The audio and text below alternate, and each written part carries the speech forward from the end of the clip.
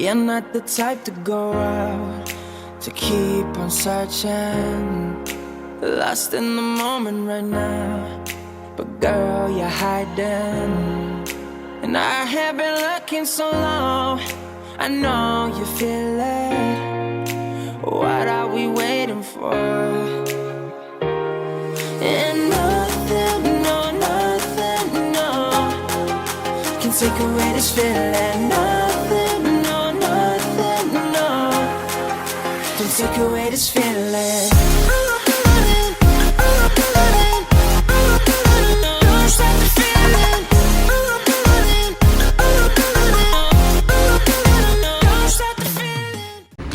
Pasta. Marty. Yun, ready na. Malapit na daw yung sasakyan namin. Kaya ready na muna lahat na yung dadalhin.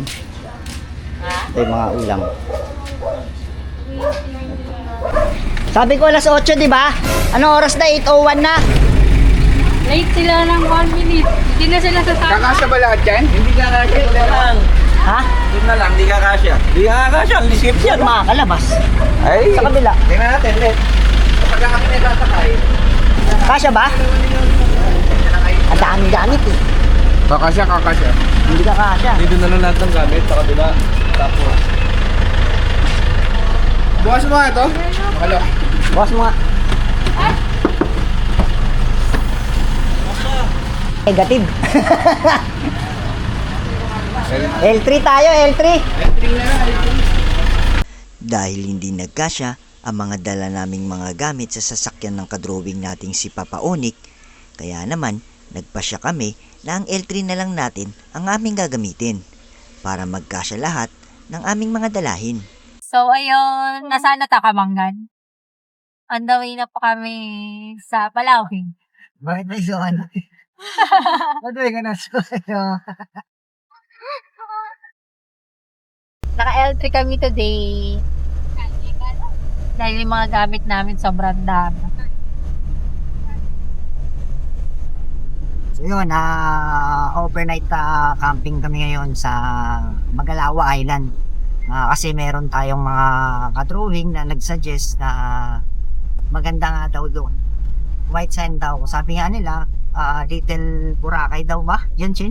Little Boracay daw ng Zambales. So, check natin kung maganda. Madali lang puntahan ang Magalawa Island. I-search nyo lang sa Google Map ang Ruiz Ocean Beach and Resort Pier 1 at dadalhin na kayo nito sa mismong parking area kung saan kayo sasakay ng bangka papunta sa isla. At pag nakita nyo ang karatulang ito ay liliko na tayo sa kaliwa. Yun, malapit na kami.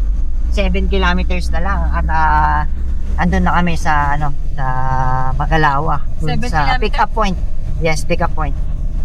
10 to 15 minutes. Nasa pick up point na tayo sa bangka. Parking area. Pagkatapos natin sa parking area, bababa lang natin yung gamit, sasakay sa bangka at dediretso na tayo doon sa Magalawa. Alright? Yun.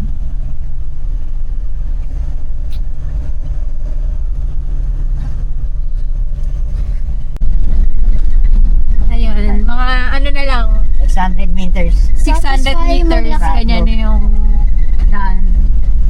Rough road na siya.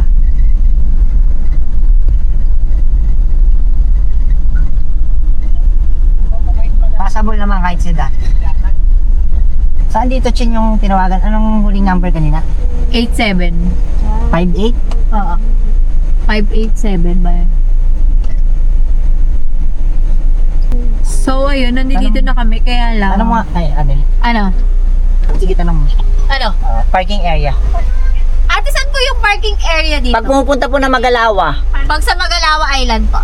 Saan ba kayo kay Ruiz? kay Ruiz po. Ruiz po, Ruiz. Ito, yan lang.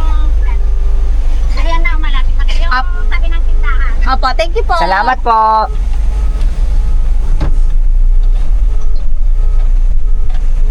Malapit na daw. Tabi ng tindahan. Ito tindahan niya to eh. Kay Ruiz. Baka ito. Ayun, yun. Ruiz. Ayan. Ayan, parking area. Dito nga.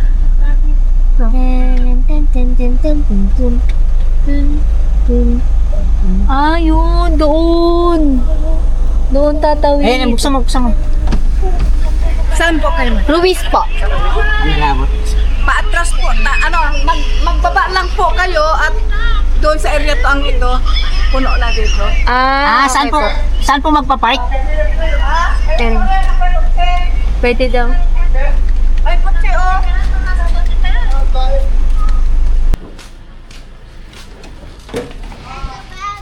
Touchdown. Nasa parking area kami pero sabi niya, ate, puno na daw yung parking. So sa area to daw kami. So dito lang ibababa namin yung gamit tapos sasakay kami ng bangka papunta doon sa island. Te, saan yung ito yung mismong island? Hindi. Sa likod. Sa likod pa. So ang ganda oh. Meron siyang ano. Diba? Alright. May fish? Ang daming fish. Saan? Ay, oo nga. Ano isda? Ano isda yun? Sa ano pa daw? Parking to pa daw. Magbababa lang daw ng gamit dito para hindi daw malayo yung bababaan. Ano nangyari sa motor mo? So sabi ni ate, 15 minutes lang daw ang biyahe papunta Sira yung may-ari mo. sa island. So antayin namin yung bangka na sasakyan namin. Nalaspag kasi. Ayan. Ilang ako. Putik ka. May signal kaya doon? Meron daw. May signal doon kuya, no? Meron po. Oy, malakas daw. Okay.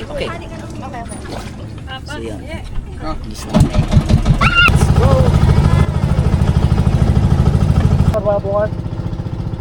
Yan, bayad. Tabi lang sila, oh. Kung ikaw kaninong dante para di ka mayan. 15 minutes boat ride nga lamang ang tinagal para marating namin itong isla ng Magalawa. Alright, baba na.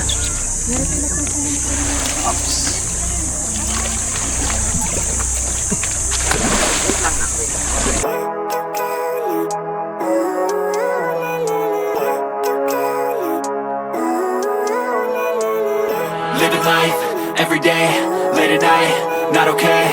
All I want, and I pray, all I need are some better days. Me, I'm looking in the mirror, so foggy, but I've never seen clearer. I don't really think anyone can save me, and honestly, I'm not really sure I want saving. I like to be my own worst enemy.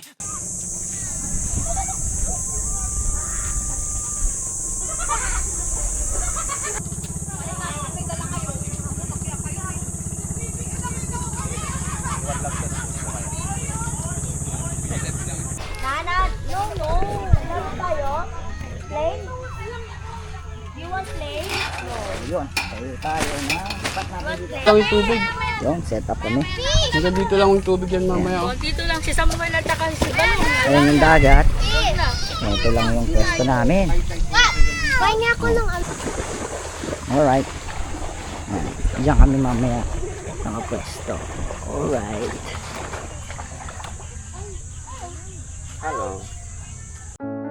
At sa part nga na ito, kami pumwesto at nagtayo ng aming tent dahil sa ganda ng spot na halos tabi lang ng dagat ang malaking punong ito.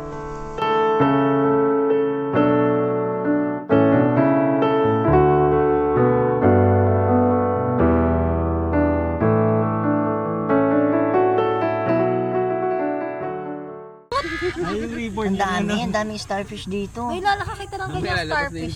May sea urchin nga dun. Ay, hindi matigas eh. Pag natapakan mo yan, tusok ka. Malambot oh. Di ako po medyo masakit. Gusto ko na mo. Natapakan mo kanina?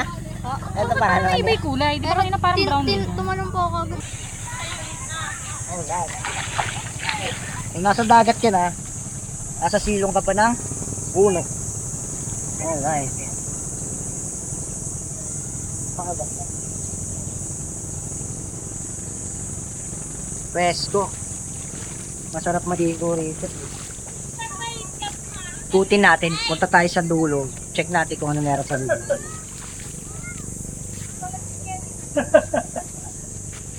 Paano may-ari niyan? Armada. Dami bang magkakaroon? Oo nga.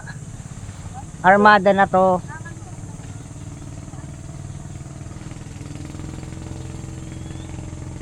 Hindi, pwede naman siguro, hindi ka naman maliligo eh.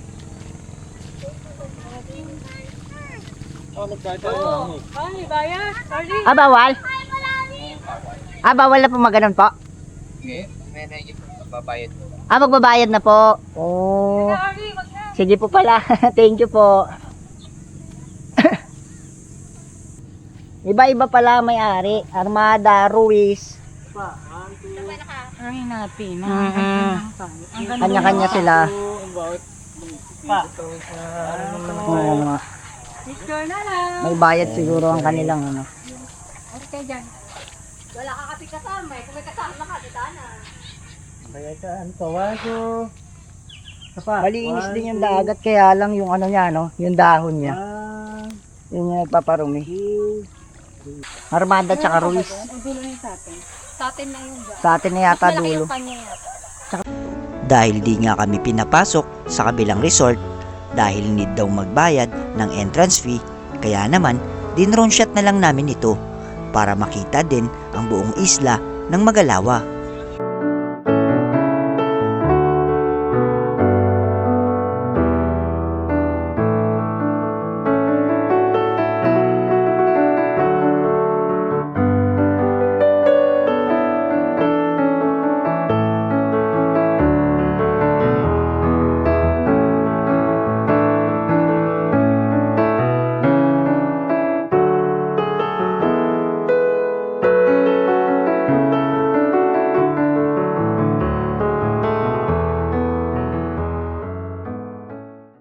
Eksakto naman, after namin kumain ng aming dinner, ay bigla na lang naging ganito ang panahon dito.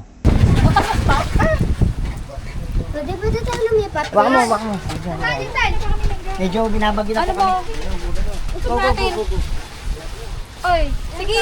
Yan sa harap. Ako dito sa likod. Huwag na, baka maputol. Yan, sige. So guys, nakakatakot na guys. So yun, binabagyo kami. Sobrang lakas ng ulan ngayon dito sa Magalawa. So, hindi, baka ano lang yan, baka dadaan lang yan. So yun guys, medyo malakas na yung hangin. At malakas yung kulog tsaka kidlat. Oh, shit. Kaya pang up kami, mahirap na. Hindi natin alam kung naririnig nyo naman. Sobrang lakas nung kulog at kidlat ngayon dito. May langit na yan siya. Natatakot ako. Upo ka lang yan, upo ka lang. So medyo malakas yung hangin. Yung hangin na malakas pero yung ulan medyo mahina lang. Guys, maghahanap kami ng medyo safe na place. Kasi syempre kasama ko yung family ko. Kailangan safe sila. Go. Mas safe doon, mas safe. Oo.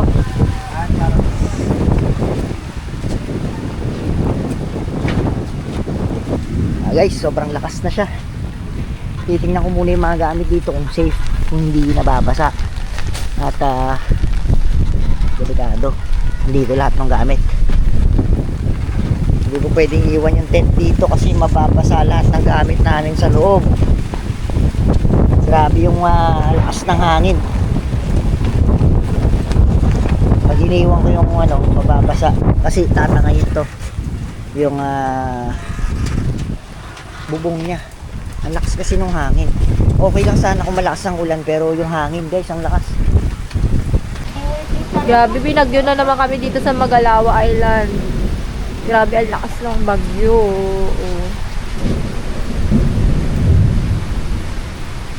May mga room. Kaya lang, mag-i-inquire kung pwedeng i-discount. Oh, grabe. Iyan mo ba? Sinarado ka? Oo. Hindi yung tablet, sinarado ka. Eh, suwi ko kasi sabi nga bakit Ayan, na sobrang lakas ng ulan. nag-rent na kami guys.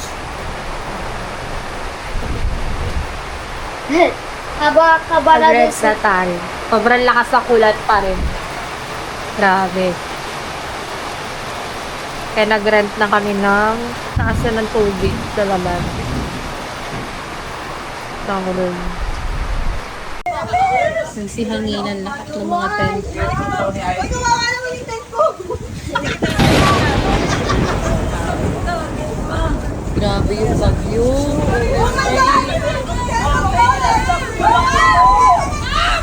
Sir Jacko to close. Yes. Ay.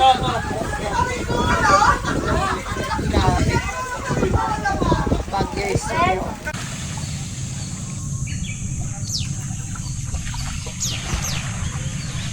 Umaga na, sunrise.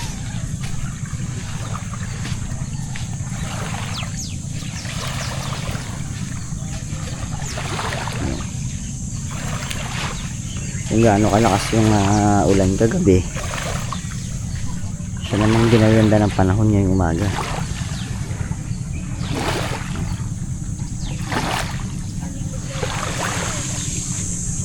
So ito yung binagyo yung tent namin kagabi. Tapos kumuha na lang kami ng mga rooms doon na 2K electric fan para at least mas safe. Medyo matagal din kasi yung ulan kagabi, so hanggang madaling araw yung ulan, kaya kumuha na lang kami ng mga rooms para safe, kasi may makasama kami mga bata. Yan talagang binagyo.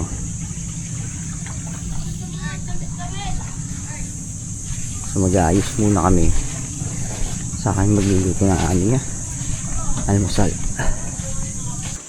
So ayun, ang kagandahan dito kasi yung pulo niya katabi lang sa ng dagat. Yan. Kung maliligo ka sobrang araw, hindi siya mainit kasi nakatakip siya nung puno. Yung mga open cottage nila na ganito, 1,000 pesos yan, overnight na hanggang kinabukasan. Tapos kung magti-tent pitching ka, pwede kang magtayo dito sa gilid dito lang. So para katabi mo rin yung open cottage ninyo. Pero kami kagabi, inabutan kami ng bagyo, syempre kumuha kami ng mga fun room nila. Itong fun room nila medyo malaki naman to. Kaya tutur ko kayo sa nakuha naming kwarto kagabi. Yan. Pasok. Ito yung rent namin room kagabi. Good for 6 to 8 packs kasya na rito. Maluwang. Kaya kung 2K yan, magdi-divide na lang kayo. Di tigma magkano lang kayo. Sobrang mura. Bali fan lang siya. Ito yung electric fan niya. Pero meron din sila mga aircon room na medyo mahal. Pero pwede na rin kung may budget kayo. Pwede na. Yan. And then dito yung kanilang yan, yung wash area tapos grilling. And then dito yung kanilang CR. So malinis naman yung kanilang CR. Malaki din. Pinwheel pa siya. So yan, meron sila ditong shades. Yan, kaya lang mga ka-drawing, banda doon, iba na yung may-ari. So dito, ang tawag dito is Magalawa Ruiz. Sa kabila, Magalawa. Doon sa kabila, Magalawa Armada. So dito kami nag-check-in sa Magalawa Ruiz. Yun. Tingnan nyo guys, anong oras na? Alas 10 na. Katiri ka na ng araw. Pero dito, preskong presko kasi marami siyang puno. Yan. Kung mapapansin nyo, hindi alintana ang init dito, gawa ng sobrang dami niyang puno. Diba? Tapos dito kami, ito yung nirentahan naming open cottage. Yan. So dito kami nakapwesto. So yung mga kasama natin nandiyan naliligo. Yan. Yan. So kahit maghapon ka dyan, hindi ka mag-aalala na iitim ka kasi nga natatakpan sila no malaking puno na to. Isa na naman drawing na outing ang nakulayan ng team drawing. Hindi man kami naging kompleto ngayon dahil sa naging biglaan ng plano at binagyo man ng aming gabi, ay isang buong araw naman ng masayang adventure ang aming naranasan at aalalahanin sa paglipas ng panahon. Maraming salamat sa panonood mga ka-drawing. Hanggang sa muli, paalam! And dance in the stardust gentle flow. Dancing in the stars.